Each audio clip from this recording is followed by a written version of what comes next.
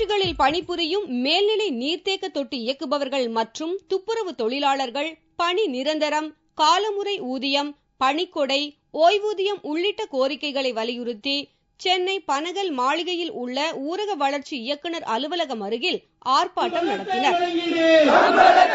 தமிழகம் முழுவதும் 12,618 ஊராட்சிகளில் 1,00,000க்கும் மேற்பட்டவர்கள் பணியாற்றுகின்றனர். இவர்களுக்கு மாத சம்பளமாக 600 ரூபாய் மட்டுமே வழங்கப்படுவதாகவும் 1,430 ரூபாய் சம்பளம் என்று அரசு போட்ட உத்தரவு தமிழகத்தில் அமலாக்கப்படவில்லை என்றும் இப்போராட்டத்தில் கலந்து கொண்ட தமிழ்நாடு ஊரக வளர்ச்சி உள்ளாட்சித்துறை ஊழியர்கள் சம்மேளன பொதுச் செயலாளர் கணேசன் தெரிவித்தார். தமிழகம் முழுவதும் ஊராட்சிகளில் மேல்நிலை நீர்த்தேக்க தொட்டி இயக்குபவர்கள், துப்புரவு பணியாளர்கள் 1,00,000க்கு மேற்பட்டோர் பணியாற்றுகிறார்கள். இவர்களுக்கு மாத சம்பளமாக 600 மட்டுமே வழங்கப்படுகிறது.